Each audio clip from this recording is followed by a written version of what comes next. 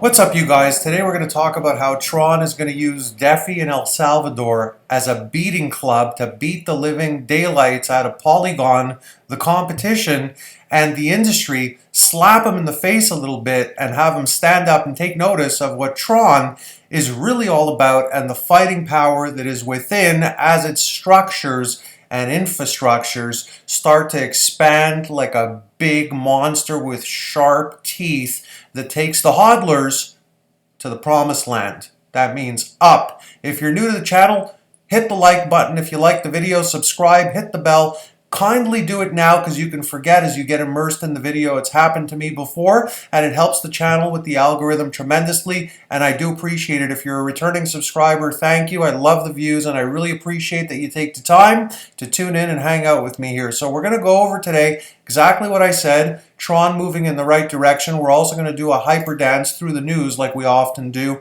Panic selling is crypto investors' biggest mistake, something that I talk about often. We got Bitcoin mining ban in China, a game changer for electric vehicle adoption. We've got Polygon and what I was talking about, in part why Polygon is getting the smackdown, because they got some more crashes going on that go to zero, and nobody likes zero. Nobody. Well, hodlers don't. Short sellers maybe do. So I shouldn't say nobody. Play and earn is the secret to mainstream NFT gaming adoption, something I've also often mentioned. And big news, Coinbase users can now buy crypto with Apple Pay. That's part of the mainstreaming, and these are components along with Tron using DEFI as the slayer to really do a nice smackdown and boost its prices up with Bittorrent, as you're seeing right now. And as I have on the thumbnail, we've got that $1 Tron, which I believe is going to happen. I've talked about it in videos past, and a Bittorrent at 25 cents, which will send a lot of you guys into the stratosphere in terms of glee and excitement for investing in the coin and believing in the project. So I'm going to get into that, how it intertwines, but first let's talk a little bit about Bitcoin mining ban in China, how it's a game changer for electric vehicle adoption. You know, I think this is going to come full circle. And in the industry, along with China, I think what's going to happen is the electric vehicles are going to become mining devices as well. And a lot of the phantom drain that happens if you have a Tesla, I know in mine, if you leave it parked for a bit, you do lose some battery even when you're not using it. And that's some phantom drain, as they call it, that electrical power goes nowhere. I think they'll figure out a way to make it green and make it go somewhere, and that somewhere will be right back into mining, where you'll be able to actually mine with your car, and you'll be able to maybe sell that off in the future to someone else, and that electricity will go somewhere and not just vaporize into the abyss. So Guizhou province, maybe I butchered it, is the first in China to announce an ambitious electric vehicle campaign, taking advantage of the power capacity freed up by Beijing's Bitcoin mining ban.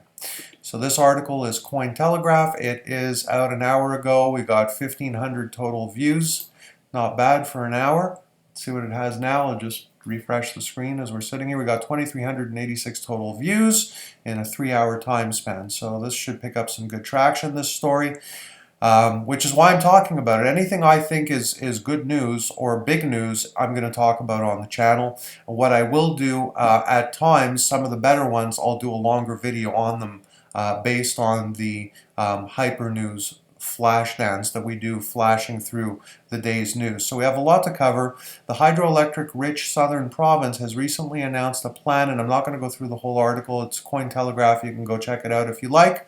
The hydroelectric rich southern province has recently announced a plan to build at least 4,500 EV, so that's EV electric vehicle charging stations, in 2021, and this will ramp up to 5,000 in 2022 and 5,500 the following year. As the South China Morning Post reported, Beijing's pressure on Bitcoin miners has freed up over 50 terawatt hours of electricity. That's a lot of electricity. Enough to sustain an industrialized city with a population of 1 million for 33 years, or to fulfill the charging needs, of 10 million Tesla Model 3s a year. Wow. On the global stage, China has been an early and decisive mover against crypto mining, forcing pools that once had profited from cheap surfite power to close up shop and relocate overseas. Provincial authorities in Guangzhou are now seizing up that surfite to incentivize the region's 38 million residents to adopt their habits in line with Beijing's decarbonization commitments. Cao Hua, it's not CAO, a partner at the private equity firm Unity Assessment Management, told reporters that Guangzhou's EV plan is a double dose of good news for China's economy. Okay, so let's power on to, I'm going to get to this in a minute, by the way, panic selling. So,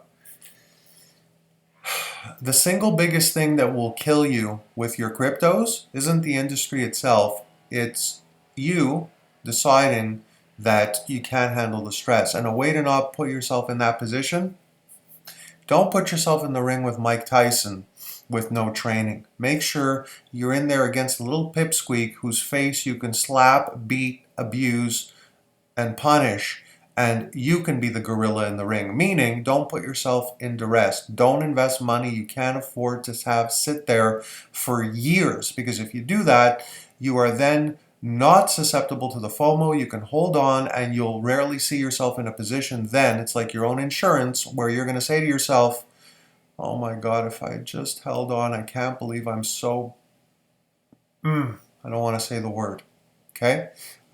You won't feel that anymore. So just don't put in anything that you're going to need to use quickly. It's really that simple. It gives you tremendous power to wait things out. You know, look at the guy that bought Doge. You know, 70 cents went up. He had $2 million bucks. Now he's at 700 or 800,000 bucks. I believe he should have sold at 70 cents at the height of the hype. He could always rebuy back. It doesn't mean he doesn't believe in the coin. It just means that, you know, he sold at the high and could have. And there, you know, I believe it was easy to tell. Sometimes you can't, but the hype that was, anyways. The point I'm trying to make is he should have sold and bought back, and that wouldn't have been a stress sell. It would have been the right thing to do, and then he can make more buying again. So it is hard to time things, but there are tsunamis, good tsunamis that come as big waves that boost things up big time, where you can actually see that that's what's happening, and the odds are very good basically in a situation like that, like Dogecoin with SNL and Musk and everything else, that you could actually have timed it. But anyways, so the point is, you don't want to be in a position where you have to panic sell, and the article is Cointelegraph. You can go check it out. Let's get into Polygon crash and burn explosions, which is good for Tron. An unknown attacker minted an excess of supply of Poly Finance's governance token. Very, very bad for them. Poly Finance's YELD token has crashed to zero. When something crashes to zero, you got big problems. And I think this should show the industry that Tron needs to get more attention than it's getting, and it should not be Polygon that is getting all the action. Now, I hate this banner. I wasn't going to finish this article anyway because this thing here is really annoying.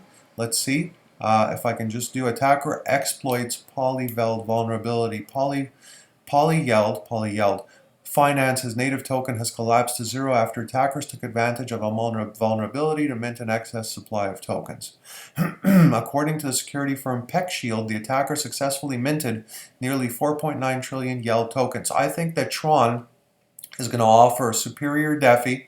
It's going to prove that it has the superior network, and in doing so, it's going to, in time, take down, systematically stab to death, Polygon. El Salvador is going to be a factor. Ether is going to be scared, and Justin Sun is going to use these things as a weapon as infrastructure is built out. And I believe that the things I just named, along with physical presence in countries that are unexpected to be a build-out source, a power source for crypto, power meaning momentum, not necessarily power as in electrical, you'll have duty-free zones, tax-free zones, and big financial benefits to building out presence, and one of those places that's going to give Tron licensing and a leg up big time, I believe, is El Salvador. It's around the corner. I believe there will be big news this year, near the end of the year, latest early next year. I don't see Bittorrent going to 25 cents and Tron going to $1 by the end of the year, but I do see these both, as I've said, the last 6 months ago, I think is when I first mentioned it. I do see this happening in 2023. Again, not investment advice, just my opinion. Do your own research. Pretend I'm just an ignoramus sitting here babbling along aimlessly, looking at the sky, getting distracted by lights and staring at walls. Entertainment only, purpose of the channel, not investment advice. Thanks for watching. Hit the bell, subscribe, like. Please comment down below. I'll see you again on the next video as usual. Hope this finds you healthy and happy.